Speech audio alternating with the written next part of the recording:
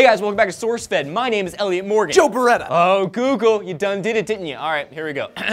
Dear Google. You're open lettering them? I'm open lettering. Don't open I'm letter open lettering them, Joe. Because, you know why? Because I don't care anymore. This is getting out of hand. Literally, Google has access to every part of my life. I'm fairly certain that they know what I'm gonna have for dinner tonight, which is bad because I don't know what I'm gonna have for dinner tonight. All right, suit yourself, but if a man in sunglasses shows up at your back door tonight and shoots your friend with a mini Uzi, and then you got... Did you see the following this week? Oh, it's so So good. Kevin Bacon. I'm talking Footloose, Tremors, and the following. Apollo 13, bro. Kevin Bacon. Now, where was I? Oh yes, dear Google. Why do you care if people use Google in a way that does not specifically refer to your particular search engine? I'm aware that you're afraid of being generalized and losing your brand identity like aspirin or zippers before you, but you are not aspirin or zippers, Google.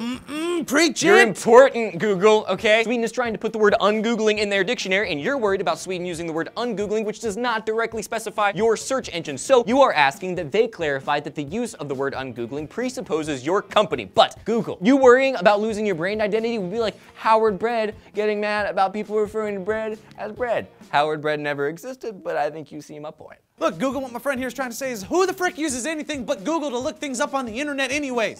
And if they do, what do they use? What do they use? Bing? Bing? The only people who use Bing are people who invented Bing or paid to use Bing or parents. And I get it, it's dangerous for you as a company to become so generalized. It's an attack on your legal right to a trademark, but you know what, Google? I've given you everything.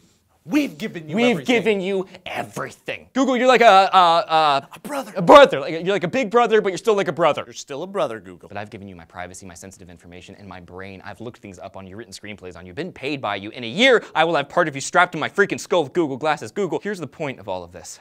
He has a point. It's long-winded, but he has a point. If I want to use your name in a way that doesn't necessarily properly represent your trademark, then I Google and will. Okay? As the state on the Language Council of Sweden's website asks, who decides language? We do. Language users. We decide together which words should be and how they are defined, used, and spelled. And I hate that I read that quote as if I agree with it. So Google, we can make Google mean anything. We're the public, or as I like to call us, the Google. Oh man, I just changed the name of a nameless, faceless entity known as the public to Google. What are you gonna do about it, public? Now you're public and we're Google. Come at me, bro. Hey, did you see that car this morning? It hit a Google. Oh, sorry, Google. Google now means deer. No, but I Google see that accident on the freeway this morning. Oh, sorry, Google. You just became a linking verb. Oh, my B, Google. You're gonna want to take a couple Googles for that headache you're feeling. Sorry, Google. You just became aspirin. You became the generic of a generic, so suck my Google, Google. Google, Google, Google, Google, Googles, Google, my Google, Google, a Google, the Googie. Or as I normally say, tell us what Google means to you down below. Google and Google this, and Google the channel, and Google this video, and Google this annotation. I'm Google. I'm Google. See you, Google.